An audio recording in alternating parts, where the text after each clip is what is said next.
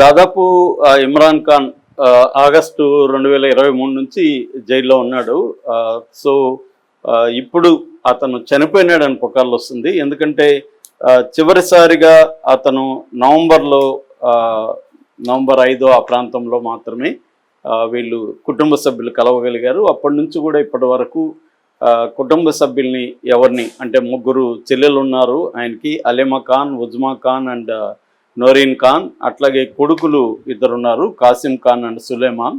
So వీళ్ళిద్దరు, ఈ కొడుకులనిద్దరిని కానీ భార్యలను కానీ ఆయన భార్య బుస్రాక్ బీబీ కానీ చెల్లెల్ని కానీ ఎవరిని కూడా కుటుంబ సభ్యుల్ని లోపలికి అలౌ చేయట్లేదు. యాక్చువల్గా కోర్టు పర్మిషన్ ఇచ్చింది కలవడానికి. ఆయన కూడా అధికారులు ఇది కుట్ర జరుగుతుంది, ఆయన కలవనిస్తే అని చెప్పి కలవనివ్వట్లేదు.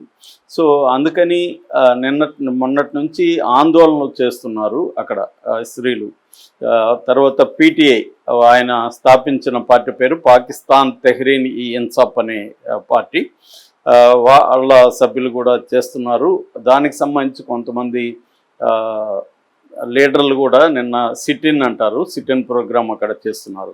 ఈ నేపథ్యంలో వాళ్ళ చెల్లెలు నోరీన్ ఖాన్ ఇంటర్నేషనల్ మీడియాతో మాట్లాడింది.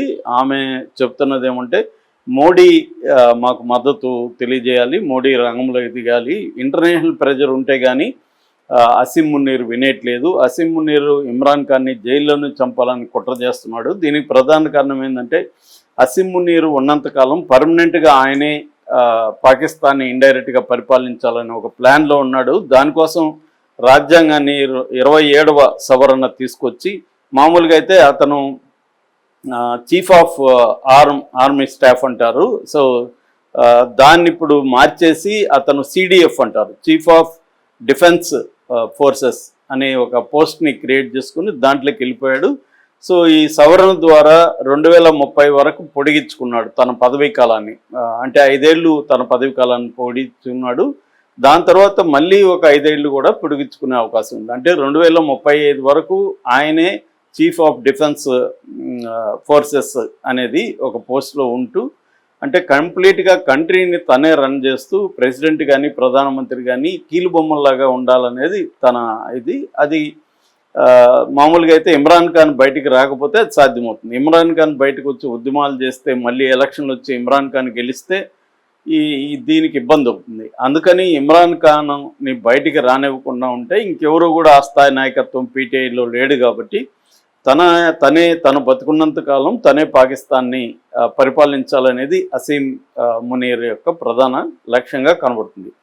అందుకని ఇమ్రాన్ ఖాన్ని అక్కడ డెత్ సెల్ అంటారు, అంటే ఒక సాలిటరీ సెల్లో పెట్టేసి చాలా కాలం ఆయనకి కనీసం సూర్యరశ్మి కూడా సోకకుండా చేసి స్లో పాయిజన్ ఇచ్చి అతన్ని మెల్లగా అనారోగ్యంతో జైల్లో చనిపోయాలనేది ఫస్ట్ ప్లాన్.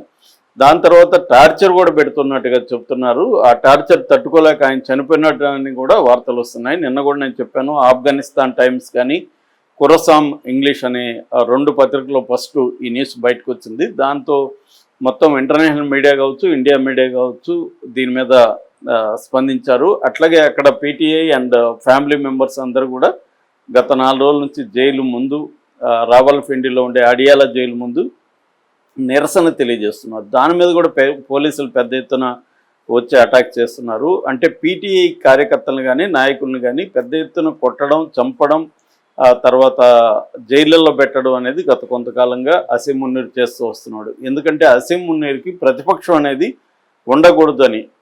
ఇప్పుడు అసీం మున్నీర్ ప్లాన్ ఏంటంటే, దేశంలో తనకు వ్యతిరేకత దాదాపు 60% వ్యతిరేకత ఉంది. దాన్ని ఈ 60% వ్యతిరేకత రావడానికి ప్రధాన కారణం ఈ PTI party, Imran Khan party. దాన్ని కంప్లీట్గా తొక్కేయాలనేది అసీం మునీర్